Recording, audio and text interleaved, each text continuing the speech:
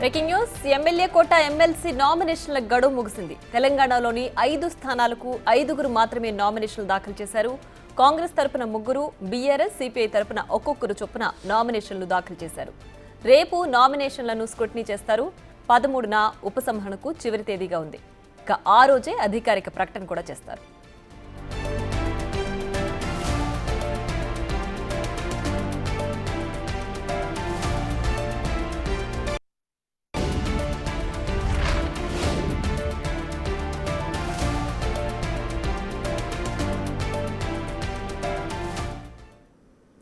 ఇక మరింత సమాచారాన్ని మా ప్రతినిధి హేమ లైవ్ లో అందిస్తారు. హేమ, చెప్పండి. అయితే మొత్తానికి ఎమ్మెల్సీ స్థానాలు 5 మంది ఇప్పటికి నామినేషన్లు దాఖలు చేశారు. సో మొత్తానికి ఇది నామ మాత్రమే అయినప్పటికీ నామినేషన్ల ప్రక్రియ అంతా సజావుగా జరిగినట్లేనా? ఎస్, మొత్తానికి ఎమ్మెల్యే కోట ఎమ్మెల్సీ ఎన్నికలకు సంబంధించినటువంటి నామినేషన్ల గడువు ముగిసింది. ఆల్రెడీ రీసెంట్గా ఎన్నికల కేంద్రం నుంచి కూడా అటు అఫీషియల్గా కొన్ని డేట్స్ని అనౌన్స్ చేశారు. మార్చి 10వ తారీఖు రోజు నామినేషన్ దాఖలు చేయాలంటూ కూడా అందులో మెన్షన్ చేశారు. ఈ నేపథ్యంలో ఈరోజు ఉదయం నుంచి కూడా అసెంబ్లీలో ఏర్పాటు చేసినటువంటి ప్రత్యేక కేంద్రంలో అటు కాంగ్రెస్, అదేవిధంగా సిపిఐ, బీఆర్ఎస్ నేతలు నామినేషన్ దాఖలు చేశారు. కాసేపటి వరకు కూడా ఈ ప్రాంగణం అంతా ఒక్కసారిగా కోలాహలంగా మారిందని చెప్పుకోవచ్చు. ఎందుకంటే రాజకీయ నేతలకు నామినేషన్స్ అన్నా లేదంటే రిజల్ట్ అన్నా ఆ రోజు చాలా సందడి వాతావరణం ఉంటుంది. ఇక ఈ రోజు కాసేపటి క్రితం వరకు కూడా అసెంబ్లీ వేదికగా అన్ని పార్టీలకు సంబంధించినటువంటి నేతలు కూడా చేరుకున్నారు. ప్రధానంగా అటు బీఆర్ఎస్కి సంబంధించి దాసోజు శ్రవణ్ నామినేషన్ వేయడానికి వచ్చినటువంటి సమయంలో అటు హరీష్ రావుతో పాటు కేటీఆర్ అండ్ అందరూ వచ్చారు. అండ్ సేమ్ టైం ఇటు కాంగ్రెస్ నుంచి 3 అభ్యర్థులు విజయశాంతి కానివ్వండి, అద్దంకి దయాకర్, అదేవిధంగా శంకర్ నాయక్ 3 నామినేషన్ దాఖలు చేసినటువంటి సమయంలో ముఖ్యమంత్రి రేవంత్ రెడ్డితో పాటు డిప్యూటీ సీఎం, అదేవిధంగా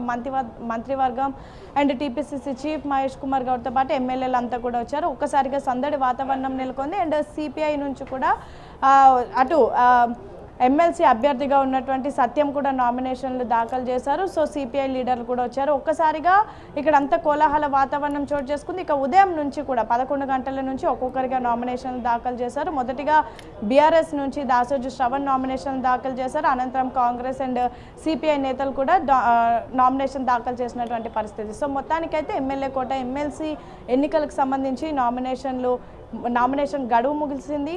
తెలంగాణ రాష్ట్ర వ్యాప్తంగా 5 స్థానాలు ఖాళీ ఏర్పడ్డాయి. అందులో 5 స్థానాలకు కూడా ఎమ్మెల్సీ అభ్యర్థులను నిన్న అనౌన్స్ చేశారు.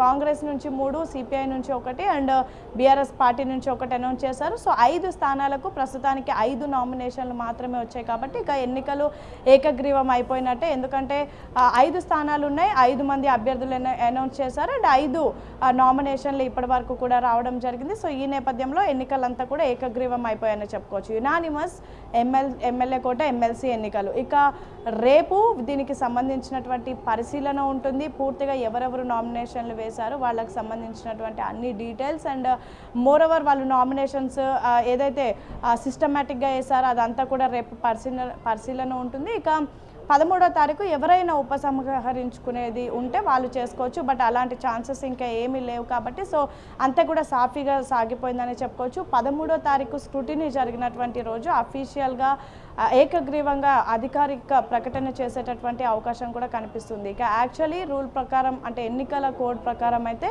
ఈ నెల 20వ తారీఖున ఇదే అసెంబ్లీ వేదికగా ఉదయం 8 గంటల నుంచి సాయంత్రం 4 గంటల వరకు ఎమ్మెల్యేల పోలింగ్ అనేది ఉండాలి. ఆ రోజు సాయంత్రమే కౌంటింగ్ ఉండాలి. కానీ ప్రస్తుతం 5 స్థానాలకు 5 నామినేషన్లు వచ్చాయి కాబట్టి ఇదంతా ఏకగ్రీవంగా వెళ్ళిపోయేటటువంటి అవకాశాలు కూడా ఎక్కువగా కనిపిస్తున్నాయి. మొత్తానికైతే ఎన్నో రోజుల నుంచి ఎంతోమంది ఆశావాహులు కానివ్వండి లేదంటే క్యాడర్ నుంచి లీడర్ దాకా ఎదురు చూశారు. ఎమ్మెల్సీ ఎన్నికలు ఎప్పుడు అంటూ భావించారు. మొత్తానికైతే ఈరోజు నామినేషన్ల గడువు ముగిసింది. నామినేషన్లు దాఖలు చేశారు.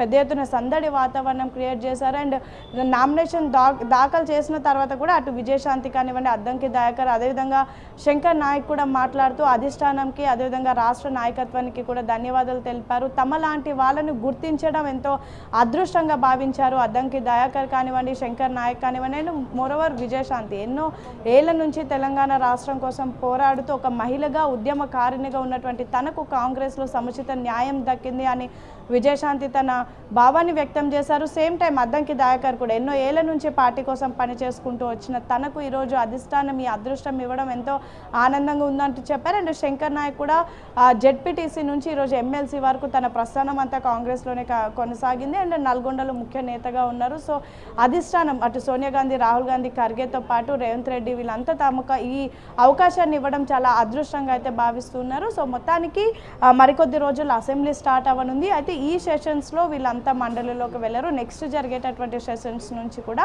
వీళ్ళంతా మండలిలో ఉండి తమ వాయిస్ని బలంగా వినిపిస్తామని కూడా ఈరోజు నామినేషన్ వేసినటువంటి అభ్యర్థులంతా కూడా చెప్తున్నటువంటి పరిస్థితి. మరొక వైపు పొత్తు ధర్మంలో భాగంగా సిపిఐకి కూడా ఒక సీట్ని కేటాయించారు. సిపిఐ నాయకులు కూడా వచ్చి ఈరోజు తమ నామినేషన్ని దాఖలు చేశారు.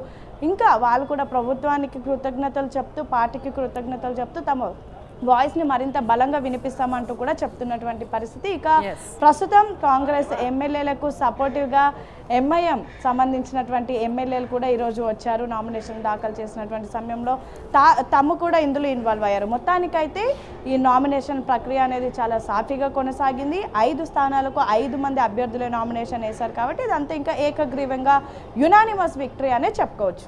Right Hema, thanks for the updates.